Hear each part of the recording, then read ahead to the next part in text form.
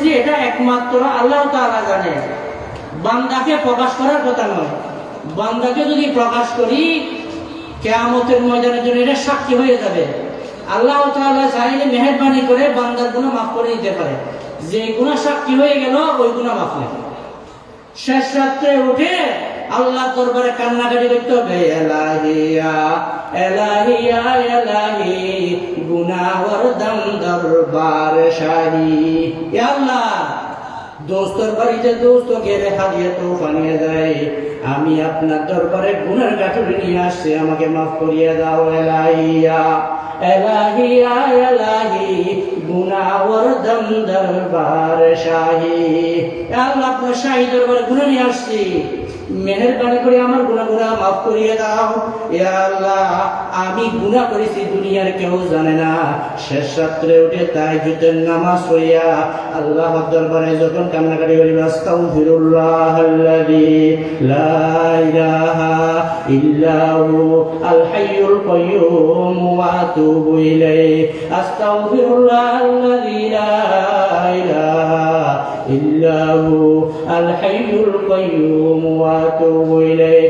শেষ রাত্রে উঠে যখন বান্দা বা আল্লাহর দরবারে কান্নাকাটি করে, আল্লাহ পাক রব্বুল আলামিন নিচের আসমানে এসে ডাক দেয়, আলা মিন মুস্তাগফিরিন ফাগফির লাহ। ও আমার বান্দা, কার কি গুটে গুনাহ করেছো, আমি আল্লাহ তাআলার দরবারে মাফ চাও, আমি আল্লাহ পাক রব্বুল আলামিন মাফ করে দিব। এই জন্য দোষটা বা গুনাহ কখনো করা যাবে না। আল্লাহ তাআলার ভয় অন্তরে পয়দা করতে হবে। আল্লাহর ভয় যদি অন্তরে থাকে তাহলে আমি কখনো গুনাহ করতে পারবো না। আমি গুনাহ করতেছি এই জন্য আমি মনে করতেছি আমি একা একই গুনাহ করি, আর কেউ দেখে না। আমি মনে করতেছি আমি একা একই গুনাহ করি, আমার কোনো সাক্ষী নাই। আল্লাহ পাক বলেন, বান্দা না, ভুল বুঝেছো, তোমার গুনাহের ব্যাপারে, তোমার নেকামর ব্যাপারে, সব কিছুর ব্যাপারে সাক্ষী আছে না নাই? আল্লাহ পাক বলেন, হুয়া মাআকুম আইনামা কুনতুম ওয়াল্লাহু বিমা তা'মালুনা বাসীর। আল্লাহ পাক রব্বুল আলামিন বলেন, বান্দা তুমি যেখানে যাও, যে কাজ করো, আমি আল্লাহ পাক রব্বুল আলামিন দেখি। আল্লাহ পাক বলেন, ফানফুযু লা তানফুযুনা ইল্লা বিসুলতান। হে আমার বান্দারা, আমার হুকুম যদি মানতে ইচ্ছা না করে আমার রাজ্য ছেড়ে চলে যাও। না না বান্দা, কোথাও যেতে পারবে না, যেখানে যাও সেখানে আমি আছি। আল্লাহু হাদিরি আল্লাহু নাদিরি আল্লাহু মাই বরগদ রহতান সব দর নগরে হুশিয়ার আর ওয়ারকে দফতরে মারিফতে কিরদার। যেখানে যাই আমি আমার আল্লাহ আছে। গাছের দিকে দেখলো আল্লাহ পাককে দেখা যায়, বাঁশের দিকে দেখলো আল্লাহকে দেখা যায়। শজর মে তেরা রঙ্গ বো হ্যায়, শজর মে হজর মে তেরা রঙ্গ বো হ্যায়, জিদর দেখতা হুঁ উদর তু হি তো আয়। যেখানে যায় আমার আল্লাহ পাক রব্বুল আলামিনের কুদরত সর্বত্র বিরাজমান। আল্লাহ পাক রব্বুল আলামিন সাথে আছে। আল্লাহ পাক বলেন, বান্দা ওয়া নাহনু আকরাবু ইলাইহি মিন হাবলিল ওয়ারিদ। ও বান্দা, তোমার যে গর্দানে যে শাহী রগ আছে, আমি আল্লাহ পাক রব্বুল আলামিন আরো নিকটে আছি। আল্লাহ যদি সাথে আছে, এই অন্তরে এই বইটাকে বান্দা কখনো গুনাহ করতে পারবে? ও দোষটা আবার আরো সাক্ষী গিয়ে আছে, এই গুনাহের সাক্ষী আরো হয়ে গেছে। আমি মনে করতেছি আমার সাক্ষী গুলা মুছে যাবে, কোনো লেখালেখি নাই। আল্লাহ পাক বলেন, না বান্দা, তুমি যে ভালো কাজ করো, নেক কাজ করো, সবগুলো লিপিবদ্ধ হইতেছে। কিরামান কাতিবিনা ইয়ালামুনা মা তাফআলুন। আছে না, আমাদের দুই হাতের মধ্যে দুই ফেরেশতা আল্লাহ পাক রব্বুল আলামিন বসায় রেখেছেন। ওই ফেরেশতারা আমরা কি নেকির কাজ করি আর কি বদের কাজ করি, ওইগুলা সব কি আমার খাতার মধ্যে লিপিবদ্ধ করতেছে। এই বান্দারা কিয়ামতের ময়দানে যখন আমল নামা পাবে, জান্নাতীরা যারা আমল নামা পাবে ডান হাতে, জাহান্নামী তারা আমল নামা পাবে বাম হাতে। কিভাবে? বুকের মধ্যে দিয়ে বাম হাতকে পিছনে ছিদ্র করিয়া, হাতকে ছিদ্র করিয়া তারপর পিঠের দিকে দিবে এবং নিজের গাড়কে একেবারে বাঁকা করিয়ে পিছনের দিকে ফিরে দিবে। তারপর বাম হাতের মধ্যে আমল নামা দিবে। আফসোস করবে, মালি হাদাল কিতাব লা ইউগাদিরু সাগীরাতান ওয়ালা কাবীরাতান ইল্লা আহসাহা। আফসোস, এটা কেমন কিতাব কিতাব, যে কিতাবে একটা ছোট জিনিসও ছাড়ে নাই, একটা বড় জিনিসও ছাড়ে নাই। যত প্রকারের কাজ করেছে এগুলা আল্লাহ পাক রব্বুল আলামিন ফেরেশতার মারফতে আমাদের আমলনামা লিপিবদ্ধ করে ফেলেছে। এই দোষটা আবার এই যখন অন্তরে যখন এই ভয় থাকবে, আমি যা করি না কেন আল্লাহ পাক রব্বুল আলামিন ফামান ইয়ামাল মিসকালা যাররাতিন খায়রান ইয়ারা ওয়া মান ইয়ামাল মিসকালা যাররাতিন শাররান ইয়ারা। আমার বান্দারা, আল্লাহ পাক বলেন বান্দারা যারা যারা হিসাব করে, যত নেক আমল করা হয়েছে সব কিছু হিসাব আল্লাহ পাকের কাছে দিতে হবে। যত বদি আমল করা হয়েছে, খারাপ আমল করা হয়েছে, সব কিছু আল্লাহ পাক রব্বুল আলামিন কিয়ামতের ময়দানে নিবে। এই বই আছে, এই বই থাকলে দোষটা আবার কখনো গুনাহ করতে পারবো না। আরো সাক্ষী কি আছে, আরো সাক্ষী কি আছে? আল্লাহ পাক রব্বুল আলামিন বলেন, আমি যে জমিনের মধ্যে বসে দুনিয়ার নাফরমানি করি, জমিনের মধ্যে বসে চুরি করি, জমিনের মধ্যে বসে ডাকাতি করি, জমিনের মধ্যে বসে জেনা করি, জমিনের মধ্যে বসে পরের হক খাই, জমিনের মধ্যে বসে দুনিয়ার নাফরমানি সব করি, আল্লাহ পাক রব্বুল আলামিন বলেন কিয়ামতের ময়দানে এই জমিন আমার বিরুদ্ধে সাক্ষী দিবে। ইয়াউমাইদিন তুহাদ্দিসু আখবারা। সূরা জিলজালের মধ্যে আল্লাহ পাক বলেন, জমিন তাকে আল্লাহ পাককে বলে দিবে, এ আল্লাহ আপনার বান্দা এই জায়গায় বসিয়া আমার সাথে জেনা করেছে, এ আল্লাহ আপনার এই বান্দা এই জায়গায় বসিয়া আমার সাথে আমার মধ্যে তার বসিয়া অন্যায় কাজ করেছে, চুরি করেছে, মদ খেয়েছে, জুয়া খেয়েছে, দুনিয়ার নাফরমানির কাজ এগুলা করছে। এগুলা কিয়ামতের ময়দানে আল্লাহু আকবার আর জমিন সাক্ষী দিবে। কয়টা সাক্ষী হলো? এক নম্বর সাক্ষী আল্লাহ পাক সাথে আছে, দুই নম্বর সাক্ষী কিরামান কাতিবিন আছে, তিন নম্বর হচ্ছে আমলনামা আছে, চার নম্বর জমিন সাক্ষী দিবে। জমিন সাক্ষী দিবে। এরপরে কিসে সাক্ষী দিবে? আমার হাত, আমার পা, আমার চন্দ্র যেগুলো আছে এগুলা সব কিয়ামতের ময়দানে আমার বিরুদ্ধে নালিশ করবে। আল্লাহ পাক রব্বুল আলামিন কিয়ামতের ময়দানে জমানের মধ্যে, মুখের মধ্যে মোহর লাগাইয়ে দিবে, মুখে কোনো কথা বলতে পারবে না। আল ইয়াউমা নাখতিমু আলা আফওয়াহিহিম ওয়া তুকাল্লিমুনা আইদিহিম ওয়া তাশহাদু আরজুলুহুম বিমা কানু ইয়াকসিবুন। কি অন্যায় কাজ করেছি এগুলা সব আল্লাহ পাক রব্বুল আলামিন কিয়ামতের ময়দানে যখন মুখের মধ্যে মোহর মারে দিবে, মুখে কোনো কথা বলতে পারবো না, হাতে জবাব দিবে, আল্লাহ আমি কলমের মাধ্যমে হারাম কাজ করেছি, অন্যায় কাজ করেছি, চুরি করেছি, সুদ খেয়েছি, সুদের সাক্ষী দিয়েছি, ঘুষ খেয়েছি, সব কিছু আমি কলমের মাধ্যমে করেছি, আমি হাতে অমুক স্পর্শ করেছি। দুনিয়ার নাফরমানি আমার হাতে সাক্ষী দিবে, আমার পায়ে সাক্ষী দিবে। কিয়ামতের ময়দানে দোষটা বাসার কোনো পথ নাই। এই জন্য আল্লাহর ভয় যদি অন্তরে থাকে তাহলে বান্দা কখনো গুনাহ করতে পারবে না, বান্দা কখনো গুনাহ করতে পারবে না। ঘটনা আছে কিতাবের মধ্যে, বনি ইসরায়েলের তিনজন মানুষ এক সময় বৃষ্টি আসার কারণে একটা গর্তের ভিতরে আশ্রয় নিলেন। আশ্রয় নেওয়ার পর বৃষ্টি আসছে, হঠাৎ একটা পাথর আসিয়া গর্তের মুখ একেবারে ভরাট হয়ে গেছে। তারপর যখন বৃষ্টি বন্ধ হলো, সবাই চিন্তা করে এবার সবাই বাইরে যায়। একজন বলতেছে যাই গিয়ে পাথরটা সরাইয়ে দাও। যখন পাথর সরানোর জন্য চেষ্টা করে, পরিপূর্ণ শক্তি দিয়ে চেষ্টা করার পরও ওই বান্দা পাথরটা সরাইতে পারে না। দুইজন গেল, তিনজন একসাথে সম্মিলিত ভাবে গেল, পাথরটা সরাইতে পারে না। এখন তারা চিন্তা করে আমরা কি করব? চলেন আমরা জীবনের মধ্যে কোন ভালো কাজ করেছি ওই ভালো কাজের দিয়ে আল্লাহ দরবারে তওবা করি।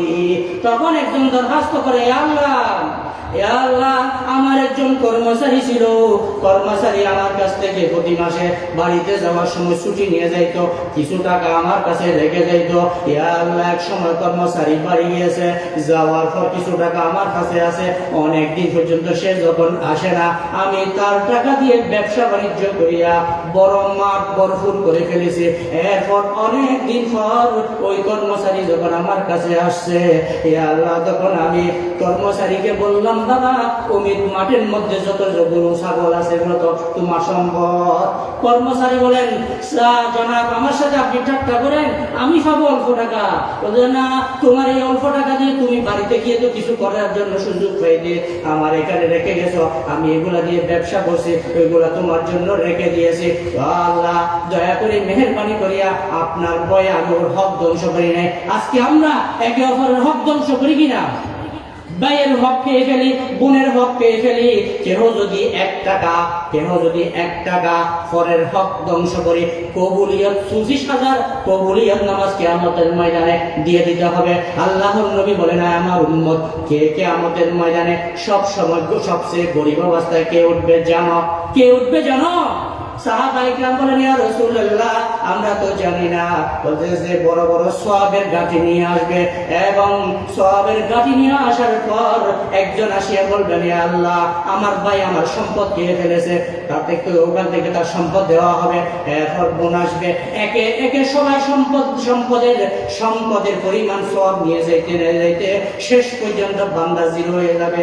তারপর হক পাওয়ানেওয়ালা থেকে যাবে, বলবে আল্লাহ আমি তো হক পাবো।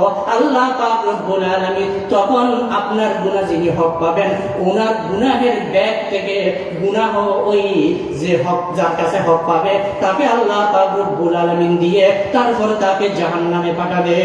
ও দোস্তা বাপ, ফরের ধ্বংস করতেছি, ওয়ালিদ যাকারি মিসলু হাজ্জিল উনসায়াইন। আল্লাহ পাক মহিলাদের বাদ রাখছেন, বাবার সম্পদের মধ্যে মহিলাদের সম্পদ রাখছে, আমরা এই বাদ দিতেছি, তাদেরকে দিতেছি অর্ধেক, তারপরে দিতে আমার বাদে কেন? আল্লাহর ভয় না থাকার কারণে এই ফরের হক যে ধ্বংস করতেছি, কিয়ামতের ময়দানে আল্লাহ পাকের কাছে জবাব কি দিব? কিয়ামতের ময়দানে আল্লাহ পাকের দরবারে কি জবাব দিব? পাহাড়ি পার করে जाएंगे, जमी पर जलजला होगा, मोहम्मद तख्त पर होगा, अदालत बर खुदा होगा। আল্লাহ পাক রব্বুল আলামিন যখন বিচার করবেন বান্দা, তখন আল্লাহ পাকের দরবারে কি জবাব দিব? এই জন্য আল্লাহর ভয় অন্তরে পয়দা করে ফরের হক ধ্বংস থেকে বাঁচি, দুনিয়ার নাফরমানি থেকে বাঁচি। এগুলা যদি দুনিয়ার নাফরমানি থেকে যদি বাঁচতে পারি, তাহলে আমি আল্লাহ তাআলার নৈকট্যবান হব।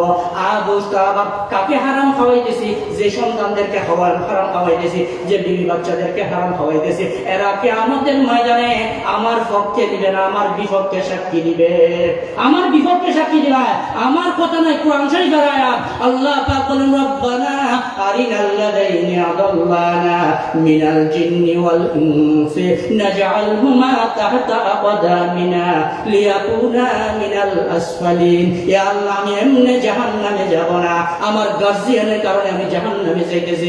আজকে আমি এমনি যাব না, আগে তাদেরকে জাহান্নামে দাও, তাদের পিঠের উপর আমি পা দিয়ে তারপর জাহান্নামে যাব। কে বলবে? আমার বিবি, আমার সন্তান, আমার ছেলে মেয়ে, এগুলো সবাই আমার বিরুদ্ধে নালিশ করবে। আল্লাহ পাক রব্বুল আলামিন কিয়ামতের ময়দানে বান্দা যখন সওয়াবের জন্য দৌড়াদৌড়ি করবে, বিবির কাছে যাবে, বিবি বলবেন আমি আপনাকে তো চিনি না, আমার বিবাহ হয় নাই, আমার বিবাহ হয় নাই। সন্তান বলবে আপনি আমার পিতা নয়, আমি আপনাকে চিনি না। কিয়ামতের ময়দানে কেউ কার সওয়াব দিতে রাজি নাই, সবাই নাফসি নাফসি। কেমনে নিজে বাঁচবে আল্লাহ পাক রব্বুল আলামিন কিয়ামতের ময়দানের রাগান্বিত অবস্থায় দেখে কেমনে নিজে বাঁচবে সবার মধ্যে চিন্তা থাকবে।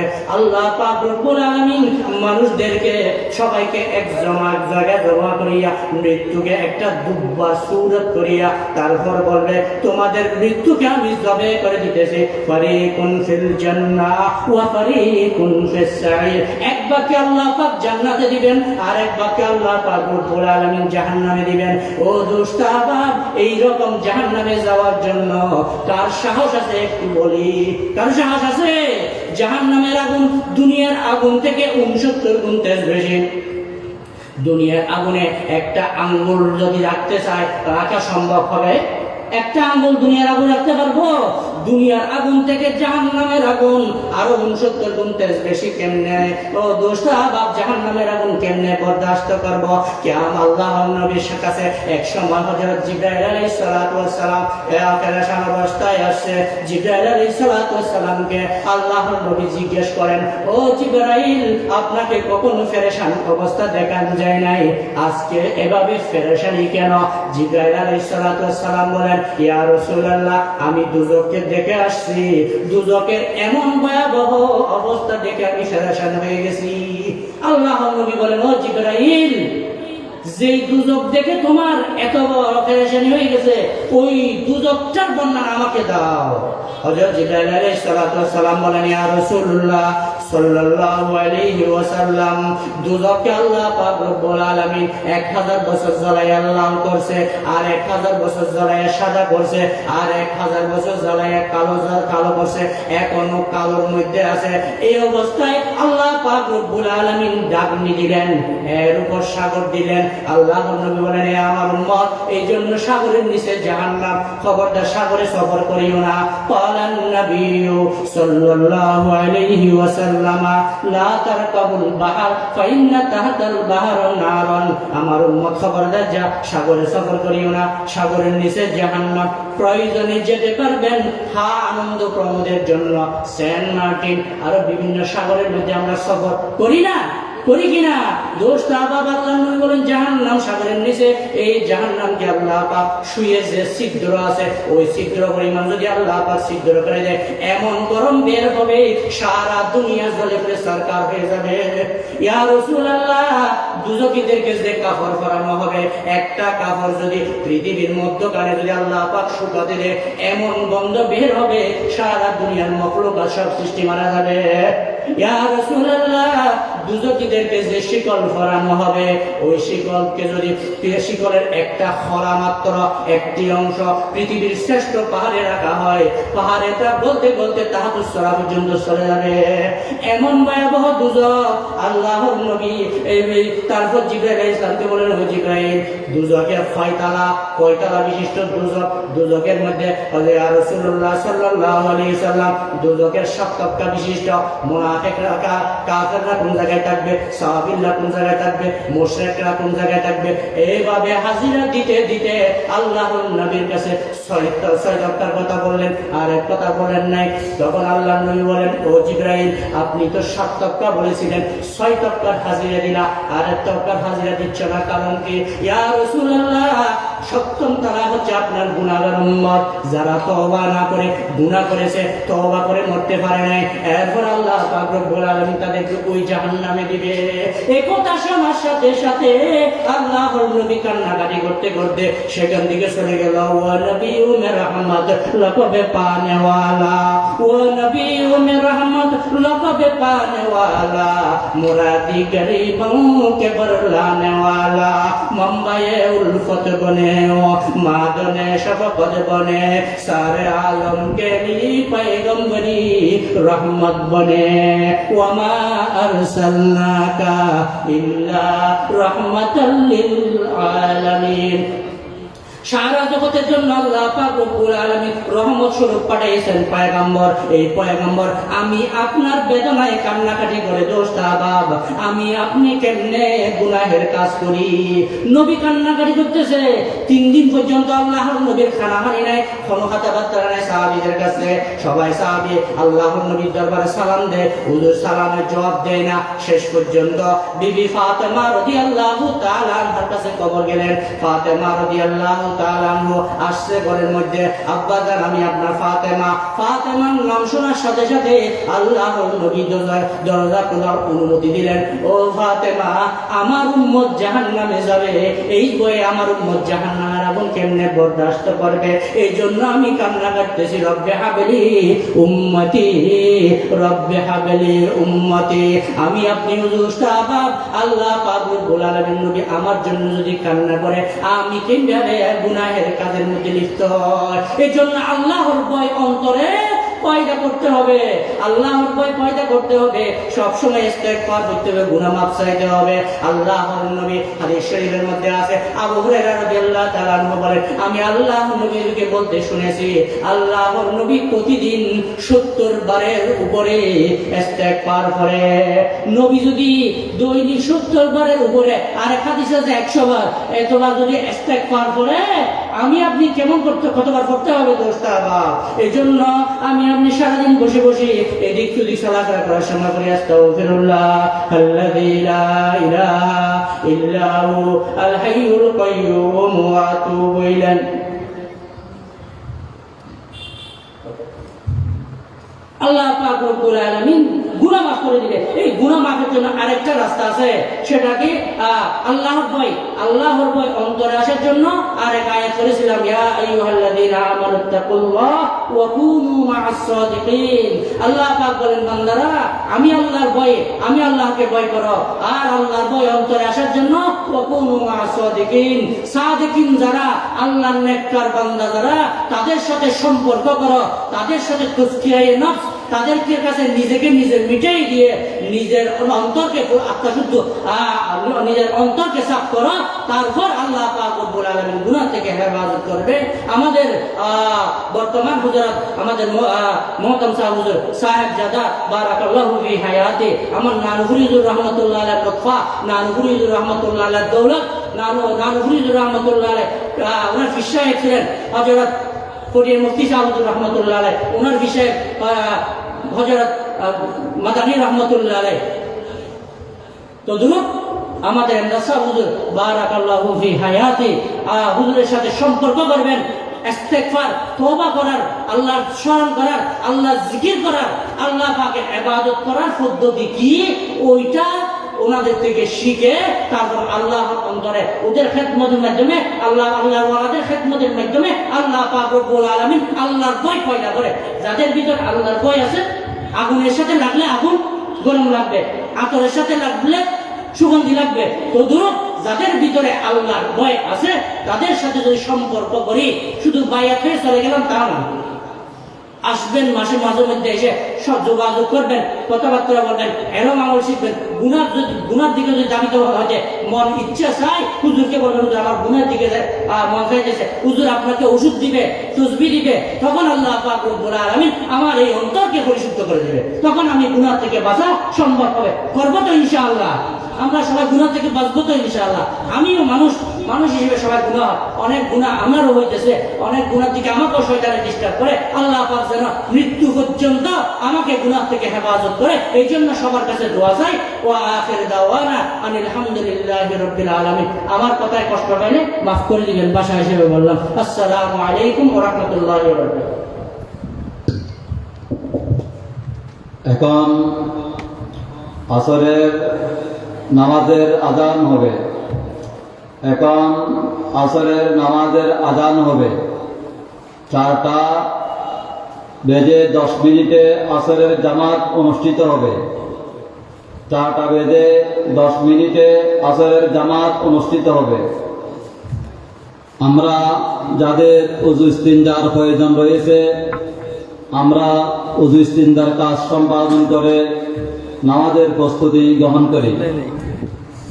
আগত মেহমানবৃন্দের খেদমতে বিনীত আরজ, আমরা নামাজের প্রতি যত্নবান হই, জামাতের প্রতি যত্নবান হই, বিশেষ করে আসরের নামাজ, আসরের জামাত। হাফিজু আলাস সালাওয়াত ওয়াস সালাতিল উসতা।